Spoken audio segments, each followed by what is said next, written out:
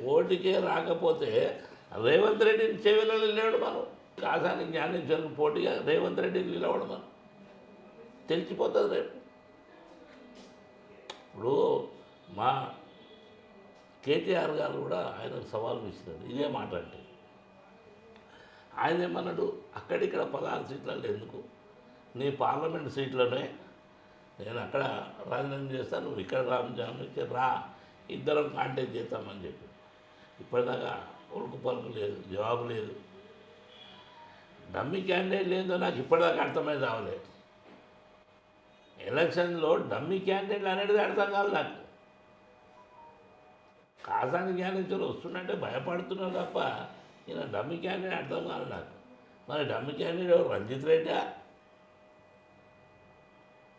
Dummy candidate అంటే ఎవరు, రంజిత్ రెడ్డా, కొండ విశ్వేశ్వరరెడ్డా, ఎవరిది? సంపన్న వర్గాలకు అధ్యక్షునిగా ఉండి నేను సేవ చేసినటువంటి సందర్భం ఉంది. సుదీర్ఘ రాజకీయ చరిత్ర ఉన్నటువంటి వ్యవహారం. మేము గ్రామ పంచాయతీ వార్డు మెంబర్కి వెళ్ళి మండలి, జిల్లా పరిషత్, అదేవిధంగా ఎమ్మెల్సీగా చేసినటువంటి సందర్భం. నువ్వు ఓటమి, గెలుపు ఓటమి ఏవైనా కానీ ఎక్కడున్నా మనం లాయల్గా ఉండి పనిచేసాం, ప్రజలను పట్టుకొని ఉన్నాం. ప్రజలు రోజు మా దగ్గర ఏ పదవి లేకున్నా వందల మంది ఎందుకుంటారు, ఆలోచన ఉండాలి. అందుకొంచే 7 కాన్స్టిట్యూన్సీలలో మీరు ఎక్కడన్నా తిరుగురి, మీ రిపోర్ట్ తెప్పించుకోరు. అసలు మీ రిపోర్ట్ ఏమంటుందో చెప్పుర్రి. మీ రిపోర్టు ఇప్పటి వరకు జరిగిన రిపోర్ట్లో మీరు చెప్పండి.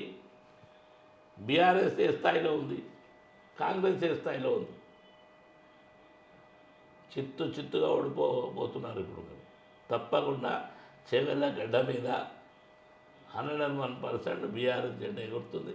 కాసాని జ్ఞానేశ్వర్ అత్యధిక మెజార్టీతో గెలవబోతున్నాం. ఒకే ఒకడు గెలిచాడు మక్తల్ నుండి. ఆ మక్తల్ నుండి మరి ఈయనకంటే సీనియర్ రాజకీయం కాపలేదు. నువ్వు ఎందుకు ఇవ్వవు? రెడ్డి సామాజిక వర్గానికి ఎంతమందికి ఇచ్చినావు అడుగుతలేము కదా.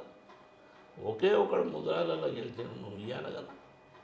ఇప్పుడు బీసీకి ఇచ్చిండ్రు కేసీఆర్ గారు, దానికి సబితా ఇంద్రారెడ్డి గారు, అలాగే అక్కడ ఉన్నటువంటి ఎమ్మెల్యేస్ ప్రకాష్ గౌడ్ గారు కానీ, గాంధీ కానీ, చెవెళ్ళ యాదయ్య కానీ, అదే తాండూరు కానీ, వికారాబాద్ కానీ, పరిగిలో ఉన్నటువంటి ఓడిన ఎమ్మెల్యేలు కూడా అందరూ కలిసికట్టుగా 3 ఎమ్మెల్సీలు కలిసికట్టుగా నా ఎంబడి ఉండి వెన్నుదట్టి నాకంటే ఎక్కువ పని చేస్తున్నారు.